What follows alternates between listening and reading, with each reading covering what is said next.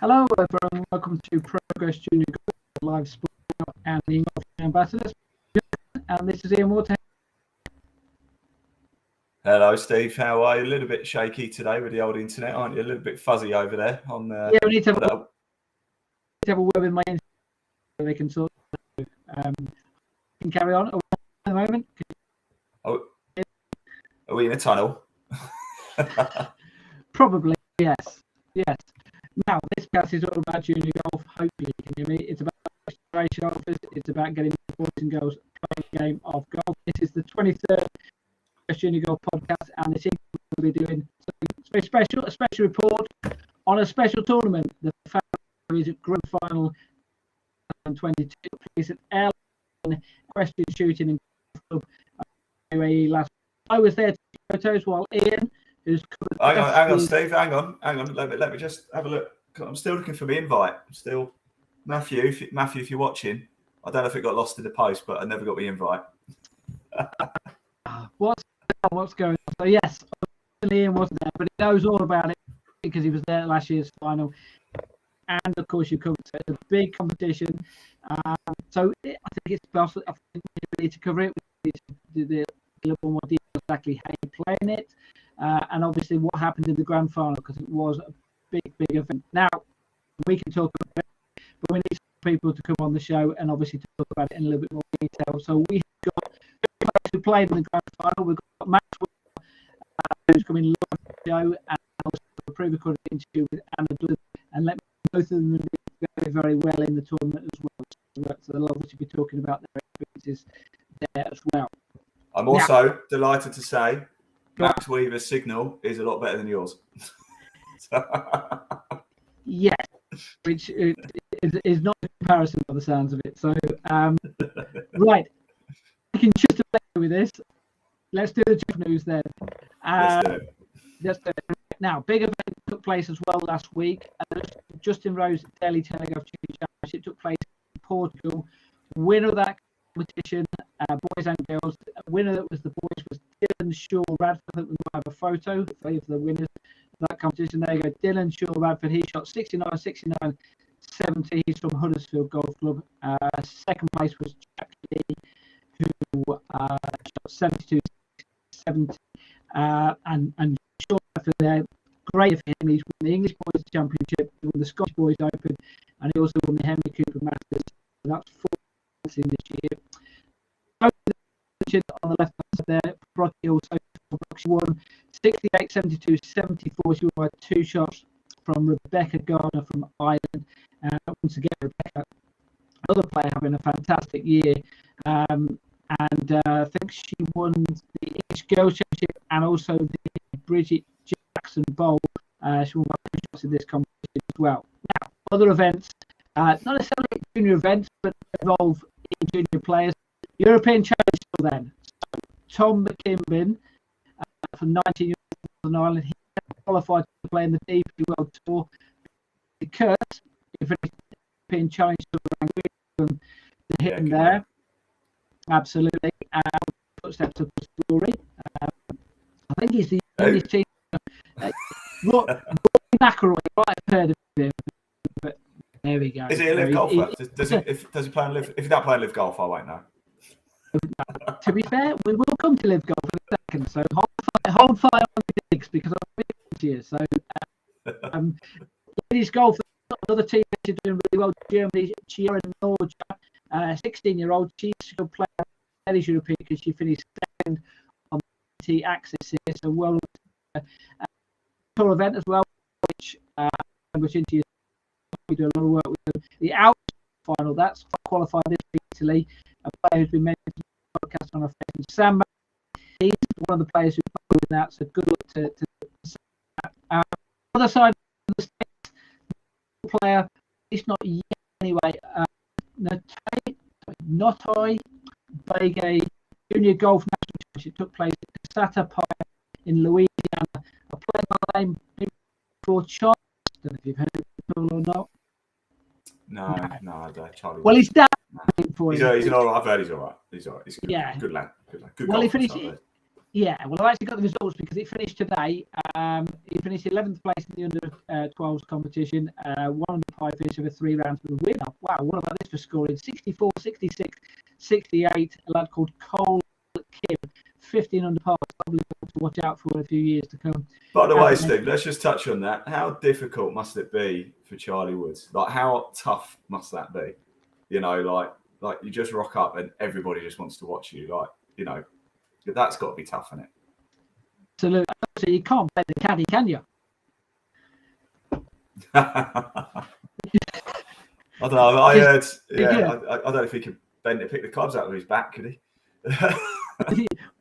Yeah, did he have to carry his clubs around?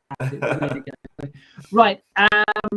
Big event or big state-of-the-art centre of excellence been opening up in Scotland, the Stephen Gallagher Foundation. We've got a photo of the opening day. This took place at Kingsfield Golf Centre just outside Linlithgow in Lothians. The people who helped to open it. PGA Tour Pro Bob McIntyre was one of those who attended there, but lots of some big names there. Well done to everyone. They're doing a lot of great work for junior golf up north of the border. So yeah, absolutely. I did mention golf a little bit earlier. Let's just place to Lee Westwood because the Masters Grand Final which took place at Close House. Lee was there for that. So really good the fact that he's taking a little bit of time out from his playing schedule. He does have a schedule this golf, doesn't he? So results of that competition, 18 and Joe Roy won with a net 68. Under 15s, Oliver Goodison, 67. Best score in the 12, Abigail net 63, and second with a 64, George Courage. So just to give you an idea about how that competition works, they've had 9 events in started late May right the way through until September. Nottinghamshire, Northumberland, Yorkshire, Lancashire, Durham, Cumbria, Lincolnshire, and also they had one event up in Fife as well. So really well done to all those for playing for hosting events as well.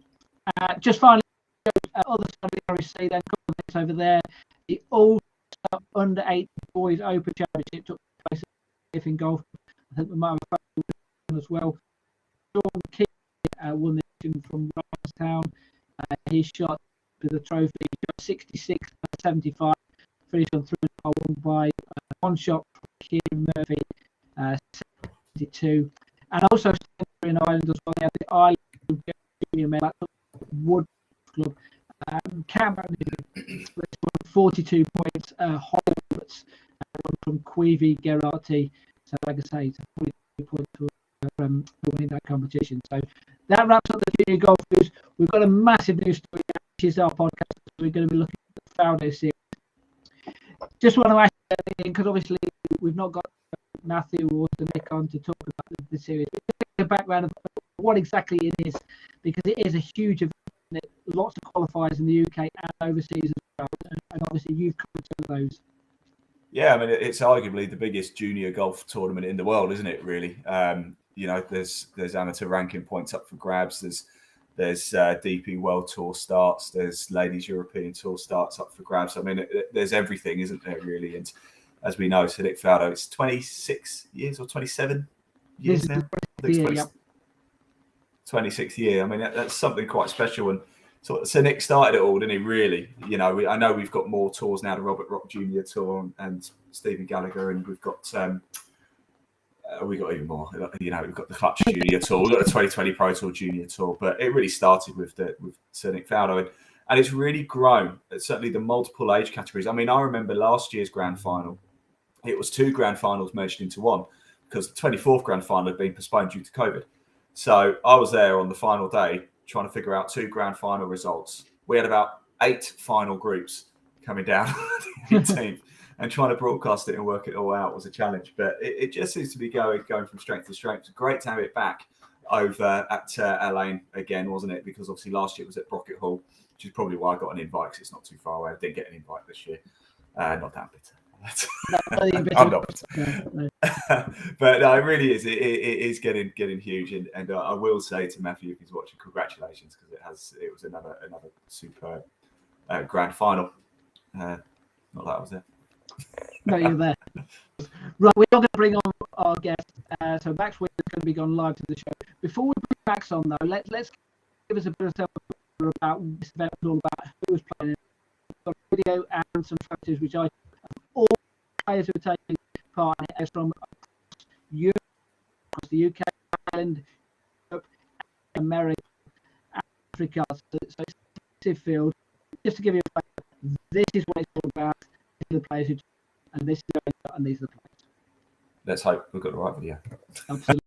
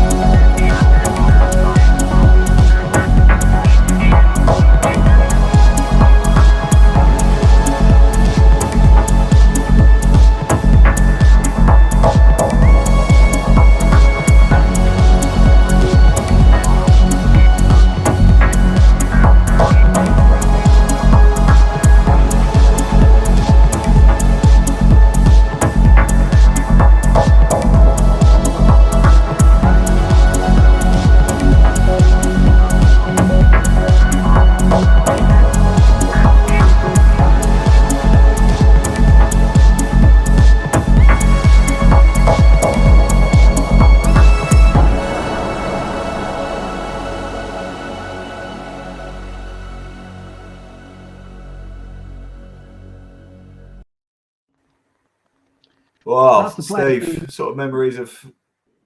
I'll tell you, memories with that music coming out of Liquid nightclub at 2 a.m. in the morning with sounds like that. That's oh dear, brilliant. Back over. So yeah, but yeah, obviously that's the players who by the way, they wear clothing on the first day. So that's the reason they're wearing the same. Which a photographer as a video journalist, the backside trying to recognise and trying to figure out who's who because they're all wearing the same colours. Good fun. Get one of them on. Max Weaver was playing in the we saw a photo of him as part of that, like he said. Let's get Max on. We'll have a chat with him about his experience of being out in the UAE. Here he is, Max. That was some picture, wasn't it? That profile picture, that for you, that one, wasn't it? In that video. Yeah, I mean, it could be definitely. I think I need to up on the tan though. Yeah. Well, there was no excuse because it was seriously hot out there, wasn't it, Max? Yeah, it was very hot, and Dad and I were definitely on the bronzer, number 6, and that picture doesn't do me justice. So you should have stayed around for the last day, and I think you would have got a better one. I would have, Max, but I didn't get invited. So, yeah, you just didn't quite get that one, did you? Just so you guys know, it was raining over here. Just so you guys know that. Yes. Now let's talk about the Max. Give us an idea how you qualify. You're one of the players, I think, ever who's qualified twice in the same year. Yeah, so I was actually lucky enough to qualify twice. The first event that I played on the Faldo was the Midland one at the Asprey, and it was very tight after the first 2 rounds. I think we were all hovering around 3 or 4 over, and then on the last round at the Asprey, the greens got so fast. There was a lot of wind, so they dried them out, and they must have been pushing 11 and a half. And in England, as you know, that's quite quick. So on the last round on the back 9, I managed to have a quick spin of a birdie and an eagle back to back, and that kind of put me in the mix, and managed to just get it done by a couple. Was then one at Northumberland you already got? Yeah, so I didn't know of anyone who'd won twice. My brother has won consecutive years, the last 2 years at Kettleston Park, but I hadn't known of anyone to win 2, so I thought this is actually a chance to kind of see what we can do now, and I managed to do enough to force myself into a playoff, and the playoff went my way, so I got lucky, but it was good golf. Make your own luck, Max. Make your own luck.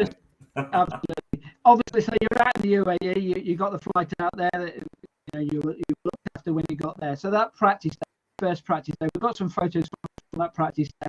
First of all, one of the things you need to do is you need to pick your playing partner as well. So just explain why you picked this person. Yeah, so this is my dad, for anyone who doesn't realise, who can't see the correlation. He's about 5'5" and I'm about 6 foot, so there's definitely something in that. But that's my dad. He wanted to jump on and he came with me for the trip. And I think you can see the hole was only about 140 yards, 150 yards, but he's got 5 iron in the hand, so he's not the longest hitter. and I think it was as well, wasn't it? It was short. You can definitely remember it. It was short. You're not wrong. Now, just an explanation of what you want to do with those practices, because as we can see, that's the girls there. But it was hot out there, and that's one of the things you need to bear in mind as well when you're playing in a country like that, and the kind of things that you need to learn during that practice day. Exactly that. The heat was kind of unbearable at some bits, but it does get warm out there. So I had a lot of electrolytes. I was quite well planned actually, having loads of fluids and the water stations every couple of holes. But in those practice rounds, you're trying to digest as much information as possible. Actually, when we arrived at Elaine Golf Club, Dad and I walked onto the putting green and we thought, is this real? This kind of looks like AstroTurf. That's how kind of pure it was. And obviously with that, you can see different types of grain that I hadn't experienced before, and the grass is just so perfect. So what I learned in the practice round was striking the ball on the fairway into grain. You've got to be very careful because you can get under it and hit it high in the face and it doesn't go anywhere. So that was a big take for the practice round. Also, I mean, they're hitting out of a bunker as well.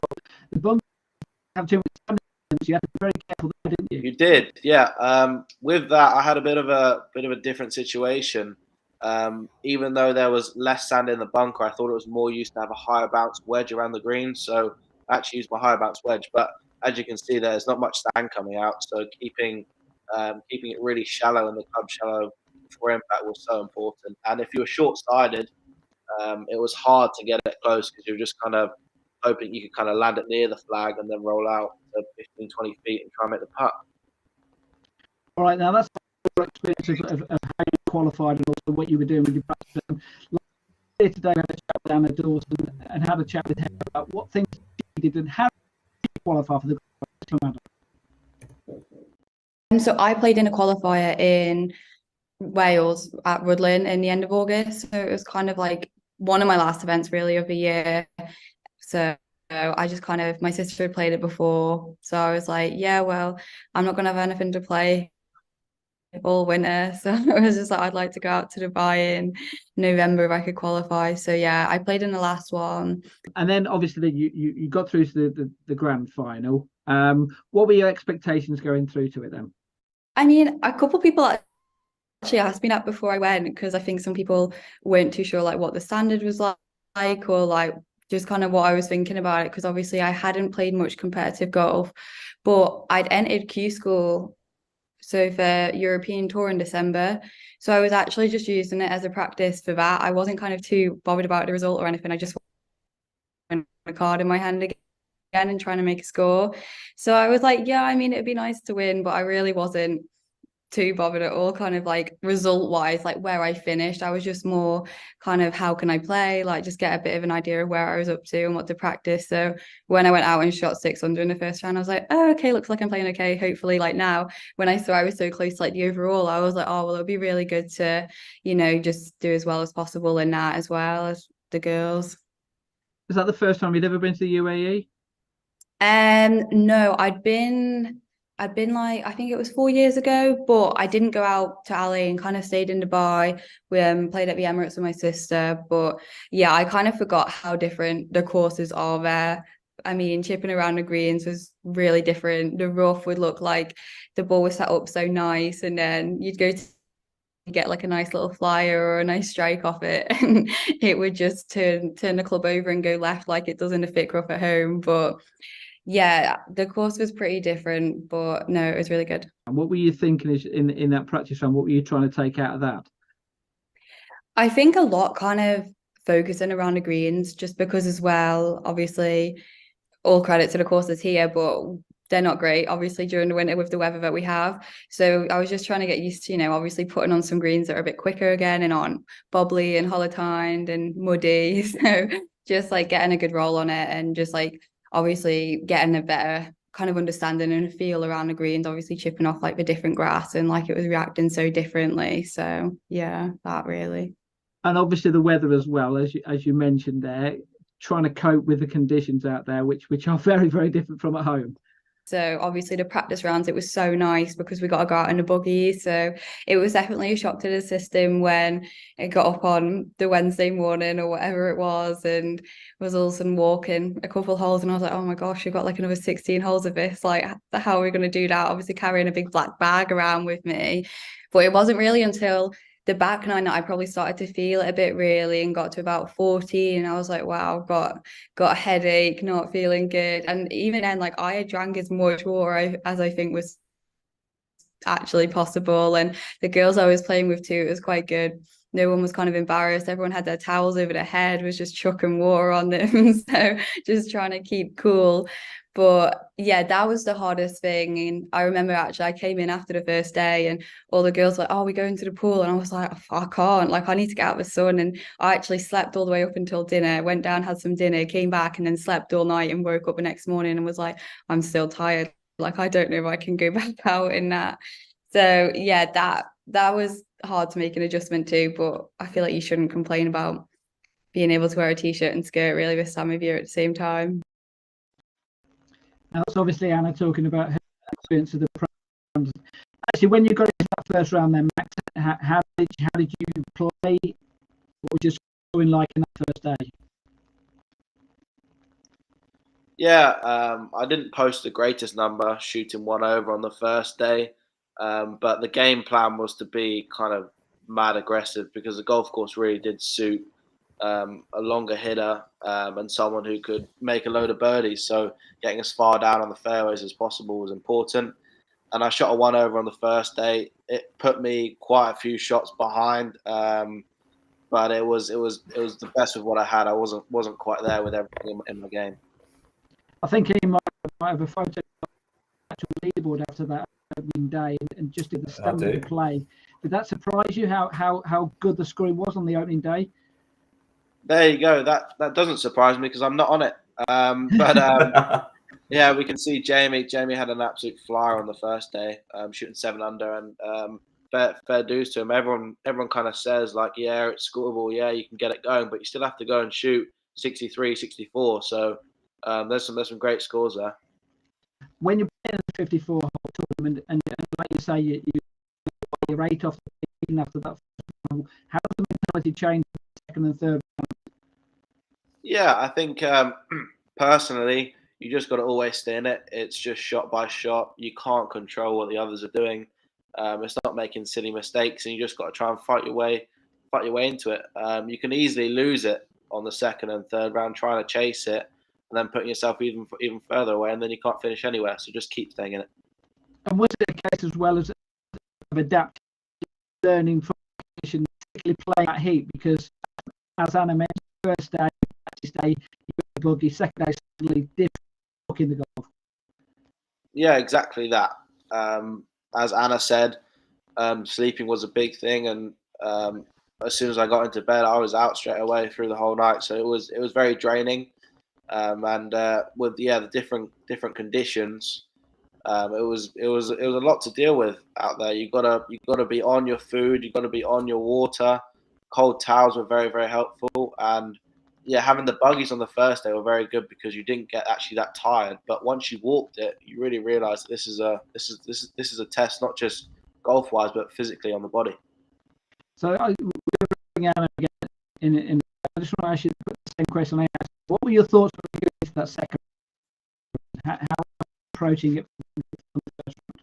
Yeah, so being quite a few shots back, as you can see, I thought, right, let's just go out and just try and tear the golf course apart. I didn't quite do that, but I managed to shoot a decent number, and the game plan was, trying as many fairways as far down there as possible and see how the wedges are. And again, if the putter gets hot, that's where it's at. So let's hear what Anna had to say. Same question with her. What were her thoughts going into that second round? I just wasn't kind of expecting really to shoot 6 under. I know I spoke to like a few of the girls after the practice round, and no one actually thought it was that scoreable. Like we all kind of thought. I remember I said to the girls I played a practice round with at the end, I was like, so what do you think of the course? And they were like, oh, like I think it's quite tricky just because of like the rough, and like there was a few like long holes there too, and especially like the par 5s weren't necessarily all gettable into, like 10 was quite long. And yeah, so we were all kind of like, yeah, I think there'll definitely be a few drop shots and stuff. So even after I'd shot 6 under, I was like, okay, obviously I know a score's out there, but I had played pretty well. So I was like, I'm not going to get kind of too complacent with it, because I was like, I feel like that course, you could still make a few bogeys out there. So yeah, then when I started bogey the next day, I was like, oh, there they are. Like I knew they were obviously about. So yeah, luckily enough, obviously I kind of steadied up a bit, and it helps when a couple birdies on the back 9. But yeah, I definitely was going to go out there and do it again. Like I knew it was going to be a bit more tricky than that, especially with I was definitely struggling with the sun from a day before still. Obviously, that's Anna talking about her second round. Did you actually get on the second round then, Max? What was your scoring? Yeah, so -3 second day. So it kind of, as we said, I was kind of out of it after the first day, but I managed to put myself kind of not quite there, but I managed to make a little bit of a move and get a little bit closer. But the big boys did really stretch away. I think Ian might be able to put up the actual score after the second round, and as you mentioned, scoring continued to be really good in it. Yeah, it did. I mean, as you can see, 12 under and 11 under, leading the pack. So that's a pair of low 60s rounds from both of those boys, and that's where it's at. The game now is to go as low as possible, and as you can see, the boys managed to go low there. So fair plays to them. Great scoring.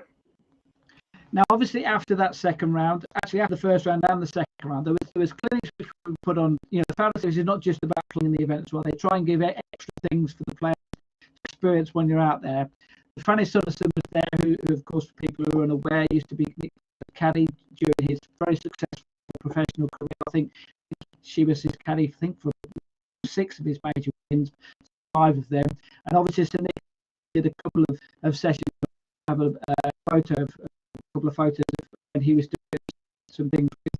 What out of those sessions that held for you? Yeah, so Fanny was great. I've actually done quite a bit of caddying this year, working at the Ladies European Tour event at Centurion, and also caddying for one of my friends in qualifying school. So I've kind of seen it from behind the scenes and kind of a high level, but obviously I haven't had quite the experience that Fanny's had with Sir Nick. So she gave us a really good insight into some practice drills, some ways to think, how relationships are, and that's been really important because obviously you're playing golf and you've also got someone on the bag, so you want to make sure you like them. Absolutely. Let's take from because she's something very similar to which Fanny said, surprise and how be able to learn that experience, even just, but also as well. Let's hear from Anna. Yeah, no, I went to both of them. It was really obviously interesting to hear them both. Like, obviously heard so much about both of them, like Fanny as well. And yeah, it was good. And when she was talking about the course, and there was definitely things I like took on board for like the next couple of days when we were playing. I mean, yeah, it was just interesting to hear it from such like a different perspective, and yeah, it was good. And then when we watched when we got to watch Nick hit balls as well, it was yeah, it was just interesting to kind of hear what we had to say. I think it was funny because everyone was so obsessed with him trying to hit this stinger, and I think in the grand scheme of things he knew there was a lot more important things that we probably could have asked, and obviously eventually he got onto them topics, and then, you know, I think people were a bit like, oh, okay, yeah, there is like a lot more to golf than just like hitting this like shot. But yeah, it was really just insightful, and it was really cool to just, you know, be in the presence and, you know, see someone who's been at the top of the game for so long. And as you mentioned at the start, you're obviously looking to move on to the Ladies European Tour as well. So what did you learn as far as hopefully being able to do that later this year? I think obviously like just hearing like Fanny speak as well, like the importance of having a caddy, like, and that like relationship, because obviously you spend so much time with them and they can help your game so much, but at the same time they can hurt your game too. So I think it was interesting to hear some of the things she said, because I mean, I know in the past I thought she was going to say what a caddy could do to be better, and then she also said some of the things a player could do, and I was like, wait, no, they should do what I want them to do, like I'm the player. And then I was like, okay, maybe I need to be a bit more understanding as well. So yeah, I was like, okay, yeah, I need to be a bit more open to criticism maybe when I'm on the golf course in future. But yeah, it was good to kind of hear about, you know, that side of it, because I think it can be quite easily overlooked. At the end of the day, you're always just wanting to do as best as you can on the golf course and how you're going to make your swing better and score better. But yeah, that's such a big element that I think can be overlooked quite easily. So going into that final day, then thoughts overnight, and obviously you had a big lead, particularly in the girls section. Stood on that first tee then, and so Nick Faldo's there watching you. Are you nervous? Well, what are your thoughts when that's happening? Obviously, I was playing with the guys on the last day, so that was a bit different. The 2 girls that I played with, I played them on the first day, and they were 8 back, but like they were good golfers for sure. So I was kind of like, I mean, I wouldn't be surprised if one of them shot like a good score. So I was like, I still need to go out and play well. But yeah, obviously the added pressure. So Nick stood behind the tee, and the boys have just bombed it down the fairway a lot further than obviously what the girls hit it. So I was like maybe feeling the pressure a little bit. No, it was the first wasn't great, but then I played really nicely after that for the front 9. I mean, it was probably the worst I could have shot. Like I just didn't get it going on the greens at all. But yeah, I felt like I was pretty in control the whole time. Like I didn't feel like I kind of let it get away from me at all. So in some respects, did it help the fact that you were playing with a couple of boys as opposed to a couple of players who were in your category? Did that help? I'm not sure. I think there was obviously positives to it each girls, and I did have an 8-shot lead. I think it would have been very easy to just be so defensive because I just didn't want to obviously drop back to them. And then you're just so cautious of what they're doing. Whereas obviously when I played with the guys, I was just like, well, obviously you just get on with your own game. And because they were also like trying to challenge that last group behind us as well, it was quite good because we were all in such a mindset, like everyone was just trying to make birdies. So it was good. But then at the same time, once I kind of got onto the back nine, I had dropped a couple from playing really well. And then I was just like, I was quite like, oh, well, I wonder how everyone else is getting on. Like, I don't know if this is like a decent score today, because I was wary, like, as the week was going on, everyone was getting tireder. And the couple of the lads that I were playing with, like, none of us were going like low. Like, we were all just kind of hovering around par, really. So I was like, it was just hard to tell. So there was this to both, but the guys were really nice. And yeah, it's also nice to just kind of like see them play and just the course played differently, and it was good. It kept me playing my own game because the wind was a bit different on some of the holes, and sometimes it's so easy to look at what the girls you've played with have hit, and obviously they weren't there. So I was just like, okay, well, I'm just going to have to kind of trust what I've got and get on with it. So yeah, I think it probably worked out maybe for the better. So we're talking about the round in the third round. We mentioned there that Nick Faldo was there watching on the day. I don't know whether he had to see that, but in that third round, were you think?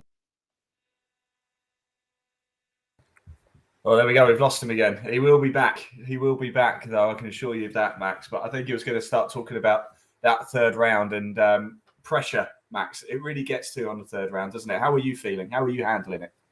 Yeah, exactly that. I mean, less pressure for myself, obviously being quite a few back, but obviously you want to try and do well, and if you can get within 4 or 5 with 9 to play, even 6 sometimes, if they kind of make a few bogeys and you kind of bogey those holes, you're kind of looking at 2-shot swings. So I'm trying to get myself as close as I can, but I had too many bogeys on the front 9, which bounced back with birdies on the front 9 as well, but they were too damaging to kind of put me really in it.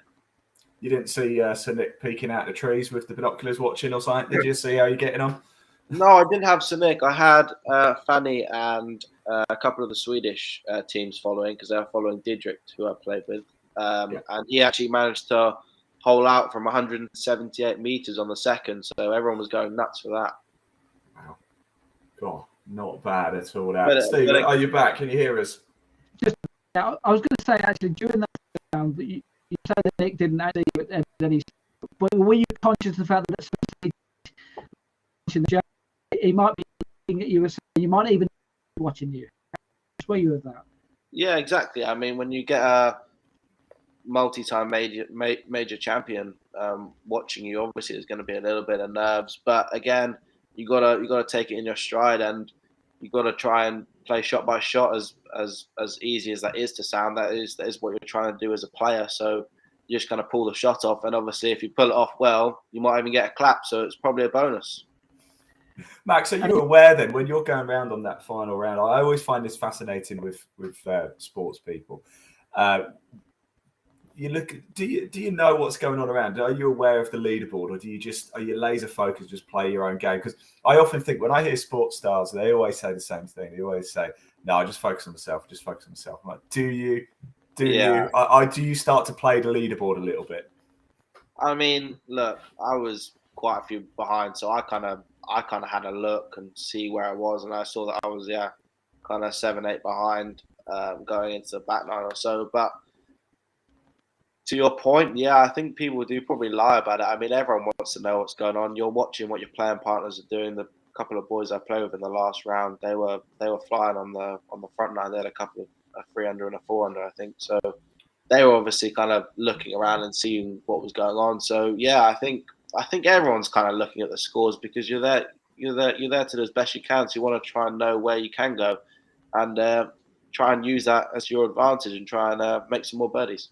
And it'll influence how you play, won't it? If, like you say, if you are sort of 6-7 shots back, you might think, well, if I was 1 or 2 off, then I might play a long iron here, but no, I'm going to get a big stick out instead. Exactly. I mean, on that back nine, that Elaine, the 14th hole, played about 300 yards a little bit downwind, so it was very, very accessible. But some players, Didrik, he decided to play 2-iron off the tee and try and wedge it on and make birdie that way. Other players, he was a little bit higher up the leaderboard, and I chose to hit driver. We both made 4 in the end, but that's kind of the difference, isn't it? Because you're really trying to get in the hunt and take on a more aggressive shot than others that might be a little bit more conservative. Yeah, Steve. I was going to say as well that you were taking your play, how they were going. About the other 8 categories, we take notice of they weren't really against. We used to see how some of the other players, in particular the English players, the British players, were getting on. Yeah, I mean, Steve, it's not nice losing to someone a lot younger than you. I get probably enough of it because Tyler's always winning things, and I can kind of relate to it. So yeah, when I saw the leaderboard and the boys were around 3 under, and look, I managed to beat them by 1, the younger ones, but I only by 1, so I can say that they didn't quite do me this time. It was close. Now we have photos as well. I don't know whether you watched it, but there was a for the boys the 16 show. Did you watch that, Max? We did manage to watch it. Yeah. Yeah. So let's just put some of the photos just to describe what happened. 3 players for the Bolton, Lucky Cruz and Michael Lugiano, and so they all level. It creates the 18th par 5 hole. That's unfortunately he missed the putt from about 4 or 5 feet. At that moment, when you're watching that match, you come up and you think, Yeah, I mean, I know Ben quite well, and obviously he was really trying to win that event. So yeah, it does hurt. But that's the thing with the playoff. It's kind of like who can kind of go lights out under the pressure, and the other 2 boys managed to make 2 birdies, and a par wasn't enough for Ben. I love that photo just on the basis. Look at the support background. It's very important. One on the far left is Lucky Tom, I think it is. The one in the middle is Lucky's uncle, and the how do I say it? The larger gentleman, that's Michael's father. So 3 people there from the side. About your dad, but how difficult is it, and how aware are you that we do have supporters there who are feeling it, and how they're feeling them there? Yeah, I mean, you probably get some mums and some parents that are probably more nervous than the kid is to do well. So you can always see it walking around. You can kind of see how different people and different parents react. But in terms of the final, I could hear from the buggies watching that both of the parents were both supportive and fair. There was no kind of ignorance or anything, and everyone just wants kind of a fair result, and that's what it came down to on the 2 playoff holes. Yeah, so there was, like I say, they dropped out in the first playoff hole. The second playoff hole, they played the 18th again. He then had a par and to 2 putts to win it. I'm credit to him because he hit green twice. We saw him looking at the initial photo that was the first playoff hole where he left his putt agonisingly short, which when you're in that position, you win in a playoff to win one of the tournaments early of the year. That feel as if missed my opportunity here. Yeah, I mean it is definitely relatable. He hit a great putt. He was caught 35 feet away, and I watched it, and it was rolling end over end, and it just stopped, and everyone kind of sighed and went, "Oh, that was close." He was impressive. He managed to knock it on the green twice on a pretty long par 5. Sorry, he hit driver hybrid into it both times, and both in the middle of the fairway, middle of the green. So 4 great golf shots. But yeah, it's not easy to accept kind of shots like that because it just needed one more roll. It wasn't like it was a really, really bad shot. He hit a great shot, and it just wasn't quite enough. Now, for those who obviously also saw the photos of the 2 playing, the 2 Americans as well, which finished second, and obviously from who just missed that playoff. Those who aren't aware, hopefully we've got this video of Lucky, because we actually, I think, we did him on this podcast earlier this year. Let's see if we can show this video. He's got a bit of a character about it. You had a chance to talk to it, but let's see if we can show this video. Hopefully Ian's got it for us. I do have. I think I have it. It's. I don't want to give it too much away. Is it the DJ one? Yes. Here you go. Watch this.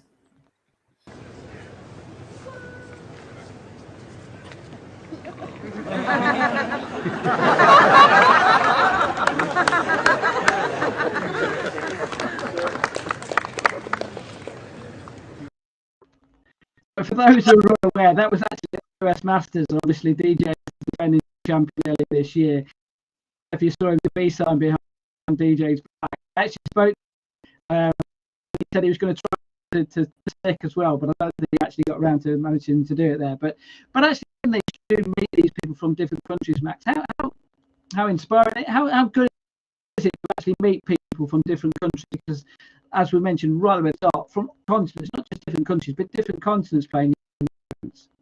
Yeah, exactly. Like you said, different continents, completely different countries, different cultures, different types of golf courses, different types of players.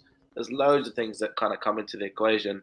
And meeting people is absolutely great because you can make contacts everywhere.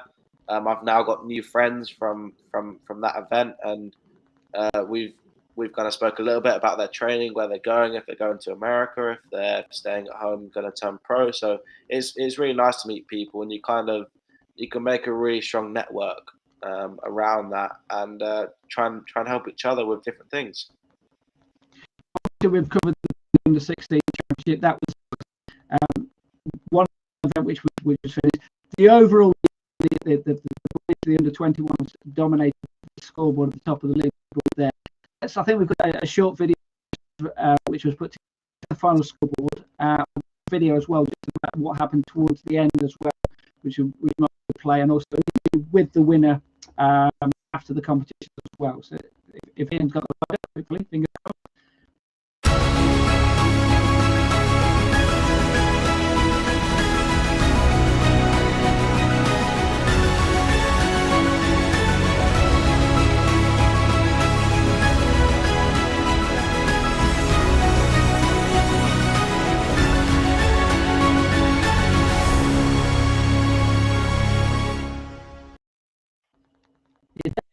Widescreen there, wasn't it? They're quite that wide there. And also, the actual winner of the competition, we showed the people then very close finish as well. Were you watching as they came in?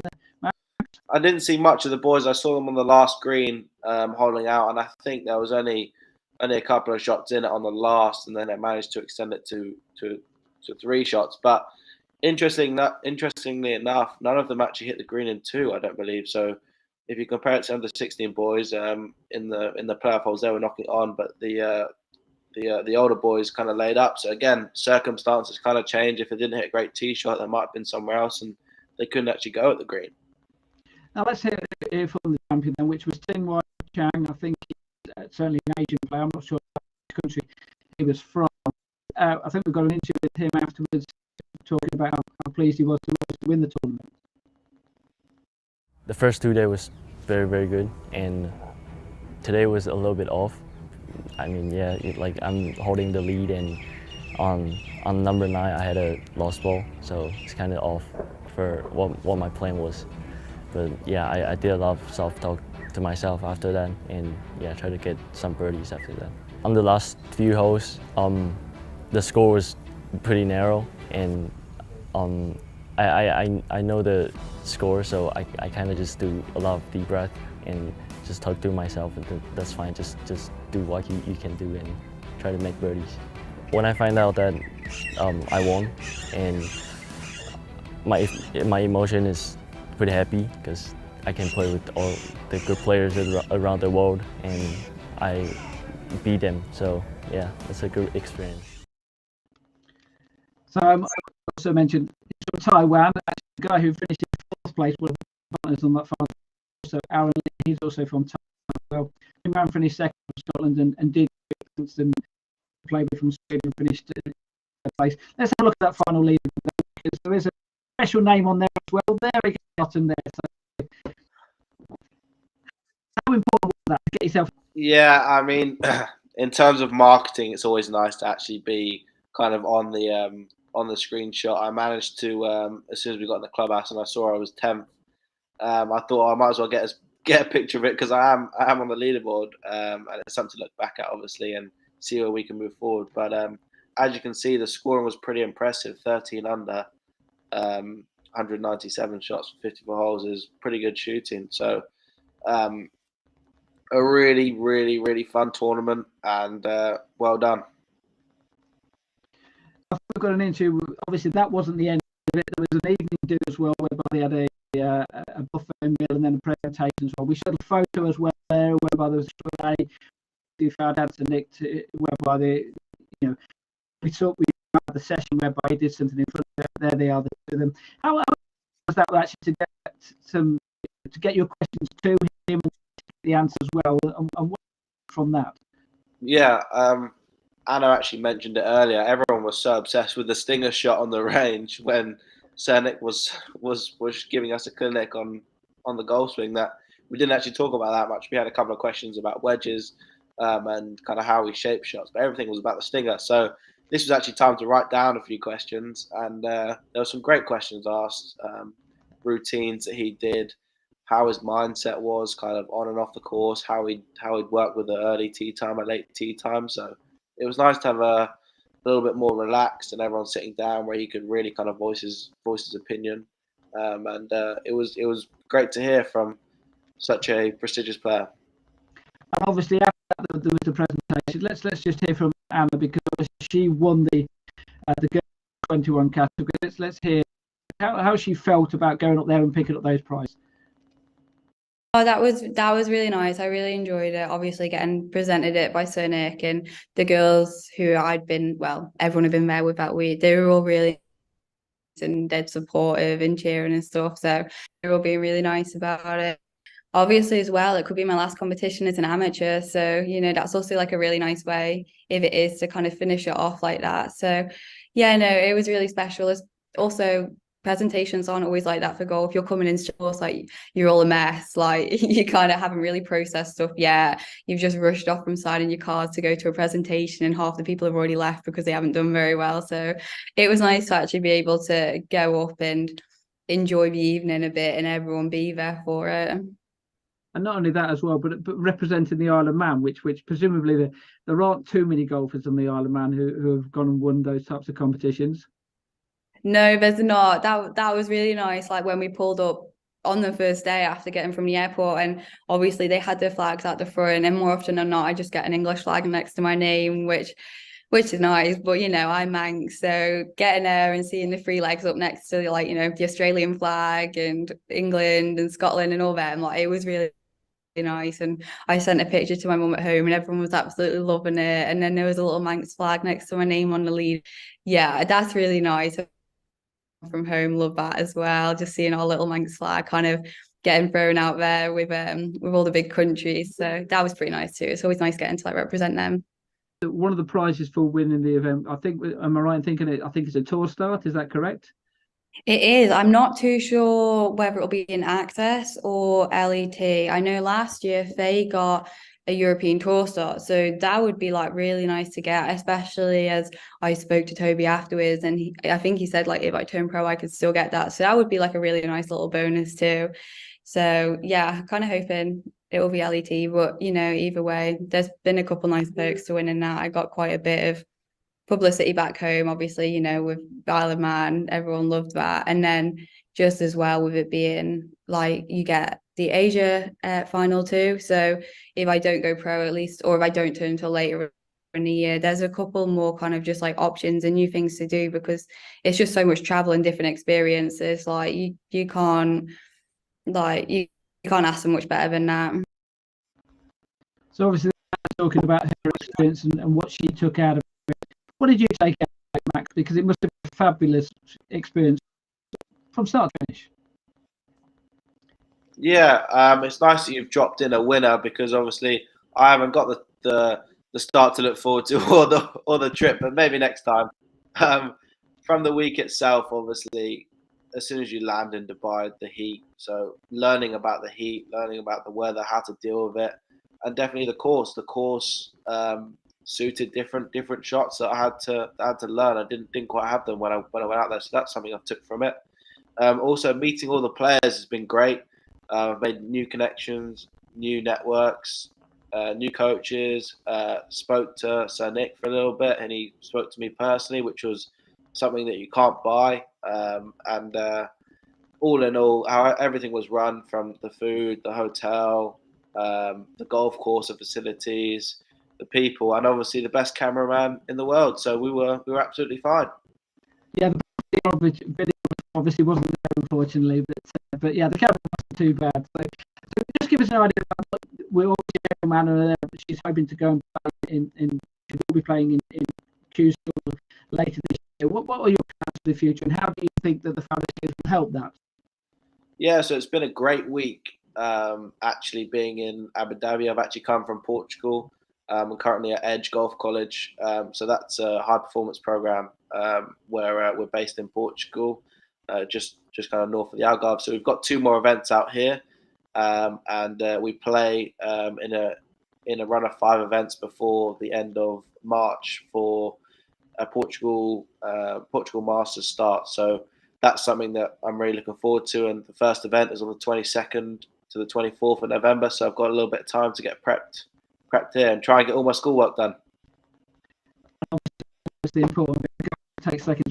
Or does it? I don't know. Tell me, what is your target?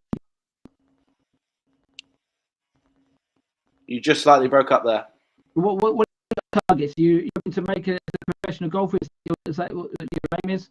Yeah, exactly. I mean, you just got to, as a kind of decent amateur, you just got to keep going and see where you can go. My plan next year is to kind of really turn up to the big events and see how we can get on, kind of travel a little bit more, kind of overseas stuff, and try and play in the big power tournaments. But end goal obviously is to turn pro and make it as a professional, playing on the European tour or whatever that could be. But that's the goal, and see if we can get close to that and even achieve it. As Fanny said when she was speaking to us, it's all about little goals. So step by step. That's something which Nick said as well, didn't it? Q&A is that you don't even have to tell people what your goals are. I don't expect you to tell me what your goals are, but and presumably that's what you are doing. Exactly, and I think it's little goals in different areas. You've got your physical element, you've got your mental element, you've got your tactical element, you've got your technical element. So as long as you keep ticking boxes and you keep going at it, which is what I'm doing, and I'm in the process of making these steps, then we can see what happens. I'm asking, how old are you, Max? 19, I am. You've got another couple of years left in the Faldo Series in its current format. I think that will have to be open at under 25 next year. So is this part of your process of playing more events next year? Yeah, definitely.